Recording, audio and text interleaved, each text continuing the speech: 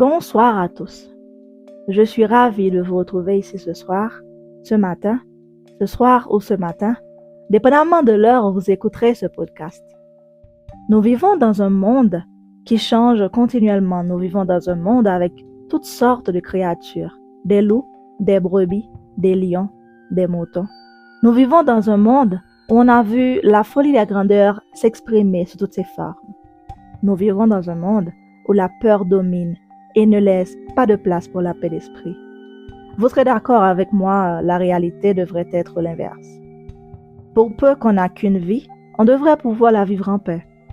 Cette quête de paix d'esprit est celle de tout le monde. C'est comme un petit oiseau qu'on passe notre temps à poursuivre. À chaque fois que l'on croit l'avoir attrapé, il s'envole. Alors, on recommence à poursuivre le petit oiseau. Et ça semble interminable.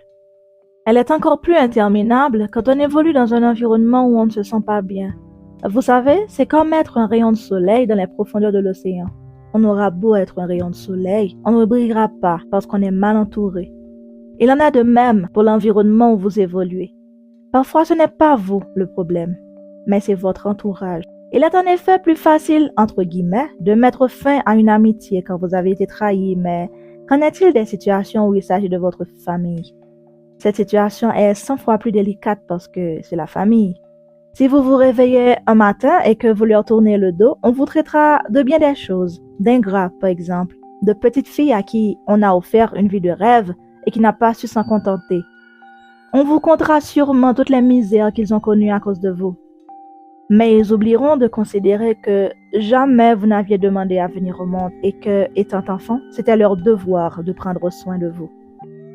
2 adultes consentants se sont mis d'accord pour avoir un bébé et 9 mois plus tard, vous êtes nés. Ce n'est en rien votre faute. Et ils se devaient de vous donner toute la protection, tout l'amour, la meilleure éducation possible, mais jamais ils auraient dû nuire à votre paix d'esprit. Cet épisode, je le prends avec des pincettes parce qu'il s'agit là d'un sujet délicat. Qui n'aimerait pas avoir une très bonne famille? Une famille où la joie, la bonne humeur, l'amour, le souci du bonheur de l'autre règnent. Un peu comme dans les films hollywoodiens. On aimerait tous avoir une famille comme ça, non? Mais la majorité se retrouve avec des parents divorcés qui s'engueulent la majeure partie du temps. Des familles monoparentales où le souci premier du parent, c'est nourrir son enfant. Ensuite, lui donner une bonne éducation. La majorité se retrouve avec des parents, mère ou père, qui ont eux-mêmes des traumatismes dont ils ne sont même pas au courant. Et devinez qui paie les conséquences. En tant que parent, il y a une infinité de scénarios possibles, mais parmi les plus communs, il y a ceux qui seront surprotecteurs. Et croyez-moi, un tel comportement est le résultat de multiples trahisons qu'ils ont connues dans le passé. Trahison de gens qu'ils croyaient pouvoir faire confiance, les soi-disant amis qu'ils ont pu avoir. Certains iront même jusqu'à vous dire qu'ils ont déjà vécu ça et tout ce qu'ils vous diront devra être pris comme parole d'évangile.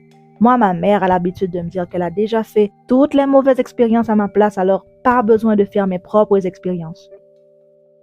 Et dans cette même optique, elle ne me laissait pas avoir d'amis, femmes ou hommes. Je ne devais pas jouer avec mes compagnons de classe, même si elle n'était pas avec moi sur la cour de récré. Elle l'aurait su si j'avais joué, parce que mon uniforme était d'un blanc immaculé. Et si je transpirais, si je tombais, ou même si j'utilisais la balançoire, elle l'aurait su. Pas de jeu pour moi, évidemment pas d'amis. Un parent surprotecteur peut faire des choses que vous ne pouvez même pas imaginer. Ils n'hésiteront pas à vous espionner, à fouiller dans vos affaires, à garder un œil sur vos camarades de classe. Le problème, c'est que si ça peut être considéré comme normal durant un certain âge, il le sera moins à l'âge adulte.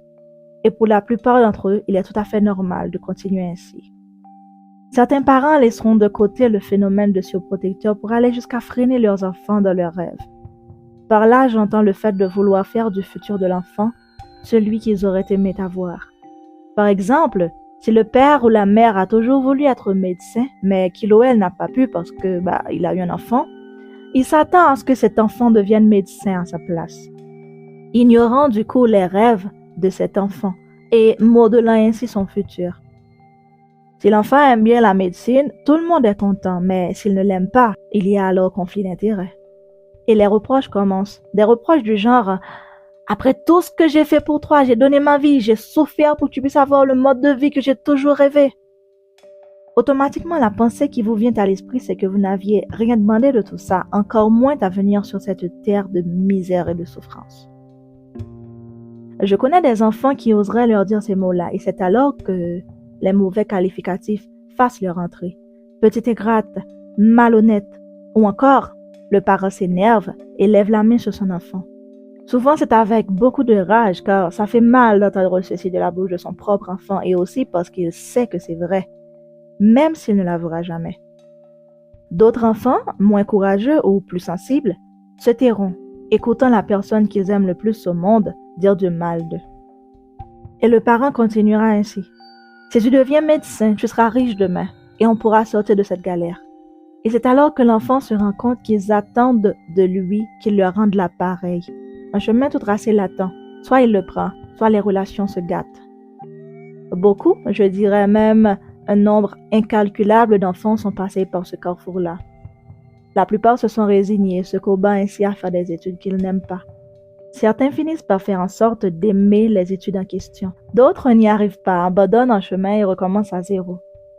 Et avec l'âge, viennent les responsabilités. On ne peut pas se permettre de faire n'importe quoi. Un choix stratégique s'impose alors. Elle est où, la paix d'esprit dans tout ça? Elle est où? D'un autre côté, on retrouve ceux qui sont courageux et sensibles, mais qui décident quand même de suivre leur propre voie. Le parent s'énerve, coupe les ponts, essaie de faire rebrousser chemin à l'enfant, mais sans succès. Certains parents finissent par être d'accord avec leurs enfants, d'autres non. Du coup, l'enfant doit se donner les moyens de réaliser ses rêves. Et en faisant cela, il s'expose.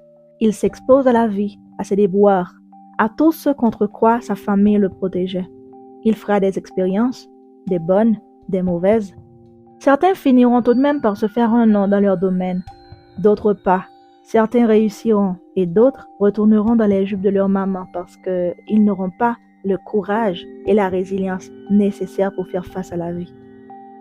Dans quel camp êtes-vous? Je vous remercie.